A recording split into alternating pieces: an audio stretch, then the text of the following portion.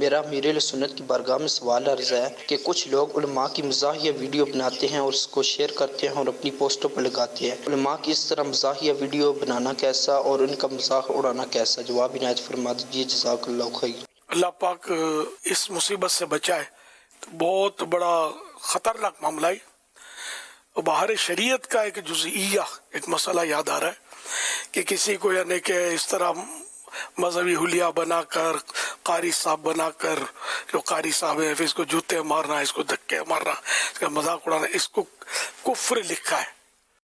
تو یہاں اگر معاذ اللہ عالم دین کی توہین مقصود ہے تو بہت خطرناک معاملہ ہے۔ تو عالم دین کی بسبب علم دین توہین، یہ کفر ہے، یعنی اس لیے کہ یہ دین کا عالم ہے، اس وجہ سے اس کی توہین کرنا، گستاخی کرنا، یہ کفر ہے۔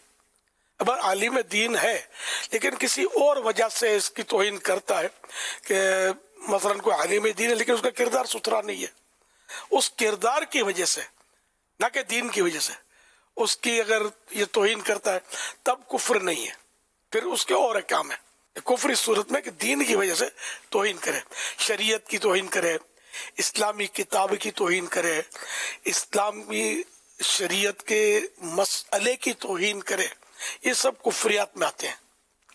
اگر دین کے تعلق سے عوام کو کھلی چھوٹ دے دی جائے کہ جس کو مرضی چاہے دین کے رہنماؤں کا مذاق اڑائیں، دینی کتابوں کا مذاق اڑائیں، دینی مسئلوں کا مذاق اڑائیں، مفتیان کرام کے فتووں کا مذاق اڑائیں، تو پھر تو نظام درہم ہو جائے گا۔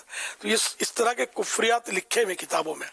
تو دین کے معاملے میں بعض محتاط میں نے دیکھے کہ ان کو نہیں پتا ہوتا نا، تو بولتے ہیں یار مسئلے بال سے باریک ہوتے ہیں، اپنے کو نہیں آتا ہے، یوں کر کے اپنا ماشاءاللہ وہ دامن بچا لیتے ہیں، اور یہی درست ہے۔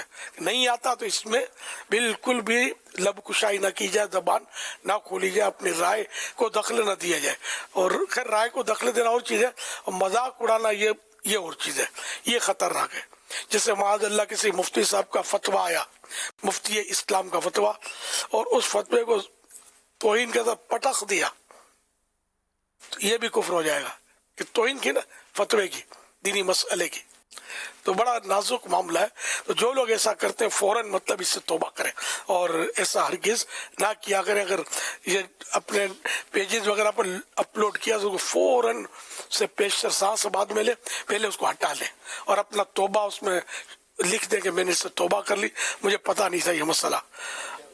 یہ ضروری ہے کہ السر بالسر والعلانیت بالعلانیت، یہ حدیث پاک ہے۔ علل اعلان کیے ہوئے گناہ کی علل اعلان توبہ کی جائے، چھپ کر جو گناہ کیا اس کی چھپ کر توبہ کرے، اور دوسروں کے سامنے اگر گناہ کیا ہے تو دوسروں کے سامنے، جن کے سامنے گناہ کیا ہے ان کے سامنے توبہ کرے۔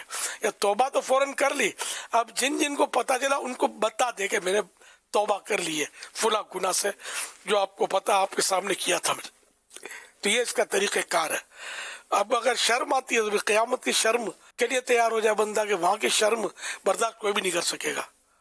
تو دنیا میں شرما لینا آسان ہے، اور اس میں بھی نفس کی شرارت ہے کہ شرم آتی ہے۔ حقیقت میں جو اس طرح اپنی غلطی کا اعتراف کر کے توبہ کرتا ہے، معافی طلب کرتا ہے، اس کی عزت ہم نے تو بڑھتی دیکھی ہے، عزت بڑھتی ہے اس کی۔ صلو علی الحبیب صلی اللہ علی محمد۔